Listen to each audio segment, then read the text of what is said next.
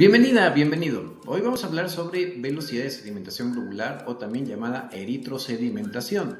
Y aquí vas a aprender qué es esto, de dónde viene ese concepto, qué implicaciones tiene, cómo es que se produce la sedimentación en los glóbulos rojos, en qué patologías puede encontrarse, qué situaciones pueden ya sea aumentarla o disminuirla y generar un falso artefacto de estar normal o estar alta sin que tenga repercusiones realmente patológicas y por qué se utiliza en reumatología. No olvides, antes de continuar, suscribirte, por supuesto tu like al final del video y comparte con personas que posiblemente se beneficiarán de este conocimiento. Comencemos. Para comprender qué es la BCG o velocidad de sedimentación globular, primero necesitas tener algunas bases de cómo es que funcionan los glóbulos rojos, o más bien cómo es su carga electroquímica.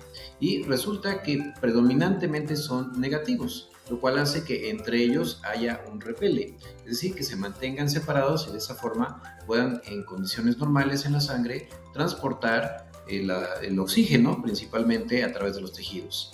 Ahora, las proteínas que están cargadas predominantemente de forma positiva tienen la capacidad de justo unirse a estos glóbulos rojos y precisamente ayudar a la formación de un fenómeno llamado rouleau o esta aglomeración de los mismos que tenderá a precipitarlos por la gravedad.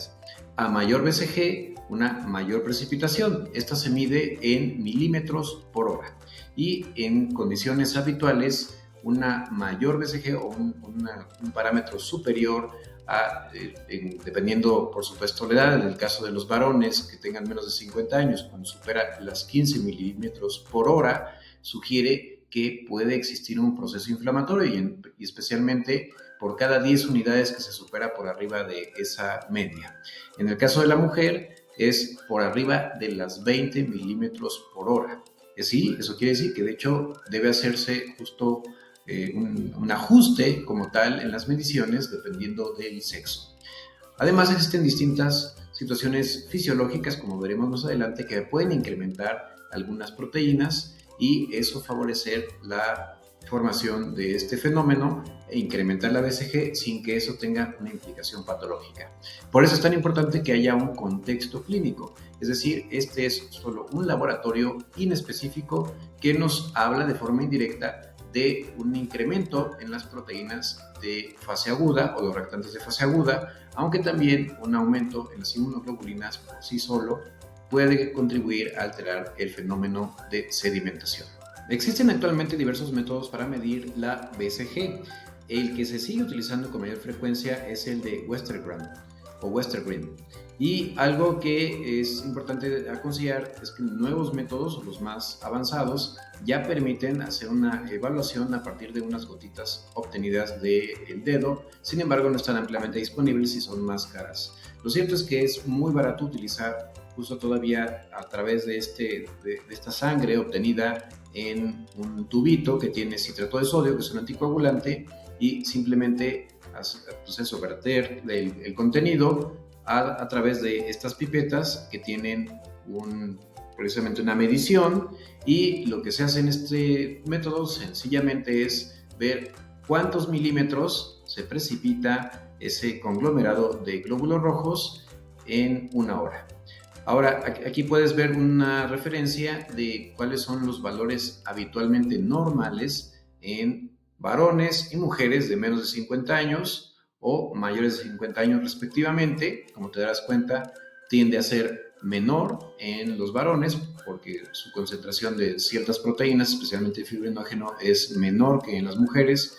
Plasminógeno también es otra molécula o proteína que es menos abundante en el varón que en la mujer, y eso hace algunas de las diferencias. Y en los niños es, por supuesto, muchísimo más baja. Cada una de estas cosas, claro, y eso hay que precisarlo, hay que tomar en cuenta los valores de referencia de cada laboratorio que hacen una calibración específica. Pero, a grandes rasgos, de lo que nos puede hablar una elevación de la velocidad de sedimentación globular es en un incremento de la producción de interleucina 1, que a su vez aumenta la síntesis de fibrinógeno. el cual justo es el principalmente implicado en este fenómeno de rouleau y la precipitación de los eritrocitos que se agregan entre sí. Pero como veremos en el siguiente segmento, te das cuenta que existen muchos factores que pueden interferir con esta medición e incluso otros que pueden complementar al efecto del fibrinógeno. Aquí puedes ver un listado de las principales proteínas que pueden llevar a un incremento de la velocidad de sedimentación globular sin que necesariamente implique un proceso inflamatorio o agudo de trascendencia. Justamente voy a detenerme en cada uno de los puntos. Ahora, tan solo el hecho de que exista una mayor cantidad de glóbulos rojos, paradójicamente, disminuye los niveles de BCG, es decir, alguien que tiene una poliglobulia, por ejemplo, a una persona que tiene enfisema o alguna enfermedad que hace que produzcan más glóbulos rojos de los habituales, de hecho tiende a tener niveles falsamente bajos de velocidad de sedimentación globular, en tanto que una persona con anemia puede tener niveles falsamente altos de velocidad de sedimentación globular, porque al haber menos eritrocitos, entonces se pueden acumular más proteínas en medio de ellos y hacerlos más pesados paradójicamente. Ahora, las inmunoglobulinas son principalmente los anticuerpos, así que estas principalmente se van a incrementar en condiciones como son infecciones o algunas enfermedades de tejido conectivo, especialmente aquellas que tienen una alta producción de las mismas, como puede ser la artritis reumatoide con títulos muy altos del factor reumatoide, síndrome de Sjögren, en el caso del lupus, cuando se producen anticuerpos en alta intensidad, y así podríamos poner varios ejemplos, globulinas, entre otros. Las proteínas de fase aguda, que son un grupo de 30 proteínas que no están relacionadas químicamente, pero sí tienen en común que se producen principalmente como respuesta a la inflamación, la cual puede ser desde una infección, que es lo más común, pasando por enfermedades inmunológicas, incluso situaciones como un golpe muy intenso, un politraumatizado, el embarazo o hasta en el caso de cáncer. Y dentro de estas, las que más se ha visto que están vinculadas con un incremento de la velocidad de sedimentación son la protrombina, por ejemplo, que esta es fundamental para que se lleven a cabo los procesos de coagulación. Ahora, existen algunas situaciones fisiológicas que incrementan la protrombina, como es el embarazo, pero también en otros contextos, como es el uso de anticonceptivos orales, los cuales pueden incrementar la protrombina, y esa es también la razón de por qué pueden aumentar el riesgo de trombosis. El plasminógeno justamente está relacionado con la coagulación y nuevamente una situación como el embarazo puede incrementar los niveles de plasminógeno y con ello aumentar la BCG. En otro espectro está las enfermedades hepáticas. De hecho, prácticamente todas estas proteínas se producen principalmente en el hígado, y una persona que tiene una enfermedad hepática va a disminuir la producción de varias de estas proteínas, lo cual puede justo darnos un nivel de BCG falsamente bajo, aún en el contexto de inflamación. El fibrinógeno es el más altamente relacionado con la velocidad de sedimentación globular. De hecho, es la proteína relacionada o implicada en el proceso de coagulación más abundante en el plasma. Sus niveles normales están entre los 200 y los 400 miligramos por decilitro, pero basta con que haya 100 miligramos por decilitro para que haya un adecuado proceso de coagulación. El fibrinógeno, precisamente después de interactuar con factores como la trombina y la plasmina, se va a degradar o se va a materializar en otra configuración llamada fibrina, lo cual va a formar esas redes que permiten un incremento de la función de las plaquetas y también favorecen el fenómeno de agregación en el caso de los eritrocitos y una precipitación de los mismos. Una de las citocinas proinflamatorias que más favorece la síntesis de fibrinógeno es precisamente la interleucina 1. Ahora, el fibrinógeno puede estar elevado en otras situaciones como nuevamente el embarazo, el uso de anticonceptivos orales, y bueno, de ahí que ambas condiciones aumenten también la posibilidad de trombosis, pero igual en un paciente que fue sometido a alguna cirugía especialmente aparatosa, bueno, incluso desde una cirugía mediana que requiere pues una vigilancia un poco más estrecha, un politraumatizado, puede elevarse también el contexto de infecciones agudas y bueno, entre otras cosas. La proteína C reactiva, pues esa es, digamos que la que muchas veces va a la par y es principalmente producto de la elevación de la interleucina 6, pero la proteína C reactiva por sí misma puede contribuir a este fenómeno de sedimentación.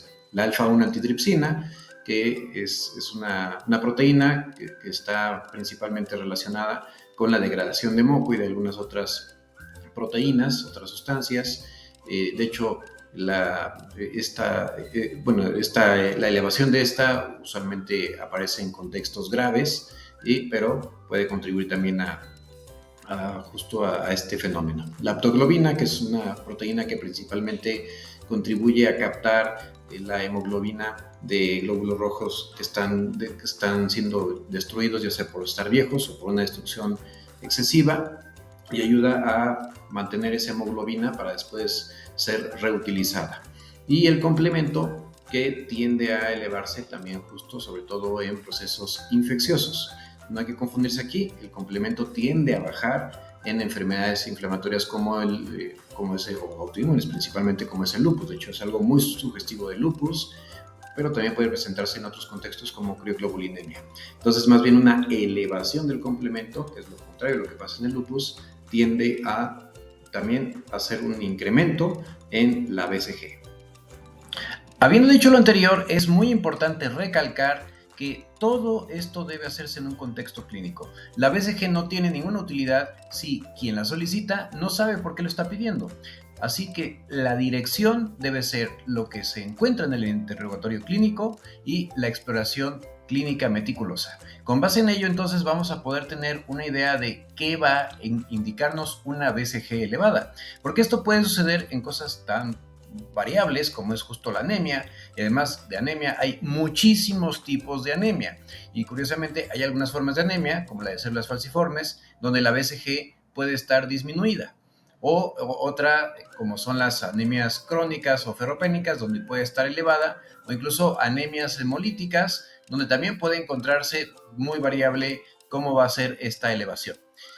Cuando encontramos una elevación más allá de las 100 milímetros por hora, nos debe hacer pensar principalmente en polimialgia reumática, que es una enfermedad que afecta sobre todo causando dolor intenso en los hombros y rigidez, y se vincula con mucha frecuencia a la arteritis de células gigantes o arteritis de la temporal, que en realidad es un padecimiento, una vasculitis muy infrecuente de ver en Latinoamérica, pero es más común en países europeos.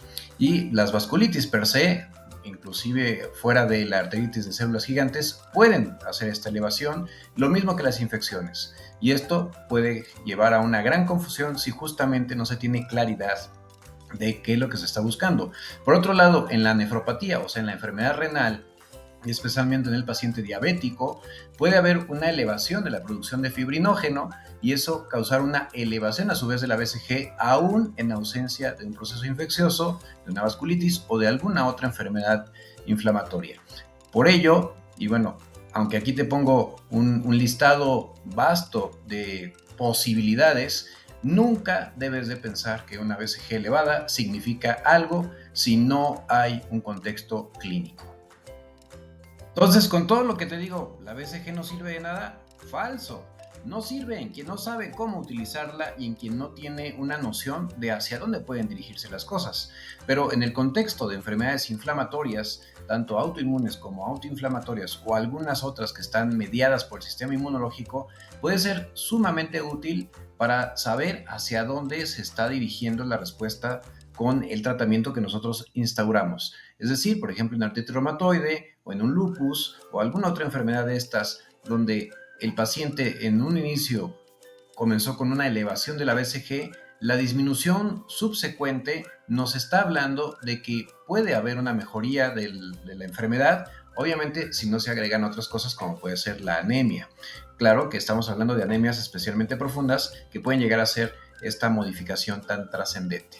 Pero en conclusión, la velocidad de sedimentación globular es una prueba que es muy sencilla, muy barata, bastante accesible, que puede ser sumamente útil en quien tiene claridad de qué es lo que puede implicar una elevación o una disminución de la misma. Digo, en general la disminución no tiene trascendencia, pero hay quien también puede ahí causar, no sé, a lo mejor alguna inquietud.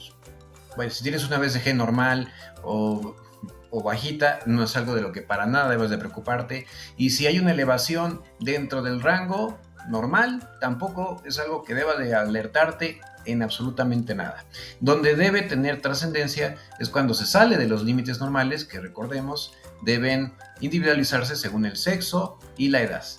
Y pues para terminar, entonces en pacientes en quienes su padecimiento principalmente inmunomediado, como puede ser la artritis reumatoide, el lupus o la espondilitis anquilosante, hay como dato de inicio una elevación de la BCG, la disminución consecuente en el tiempo después de instaurado el tratamiento, asociado por supuesto a una mejoría de los síntomas clínicos, nos puede servir para monitorizar la respuesta al tratamiento. Entonces, en realidad la BCG debe ser utilizada con responsabilidad y debe de entenderse cuáles son todas las posibilidades y qué implicaciones tiene cada una de ellas. Muchas gracias, no olvides compartir y darle like. Si aún no te has suscrito a mi canal, pues ¿qué esperas para hacerlo? No olvides marcar la campanita donde podrás con ello recibir todas las notificaciones de los nuevos videos que voy a estar subiendo, precisamente para que tú tengas conocimiento de todos estos temas que te importan.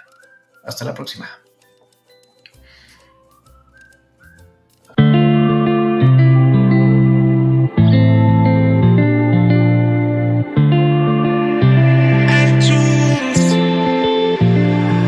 Remember way back when you and I were just pretending.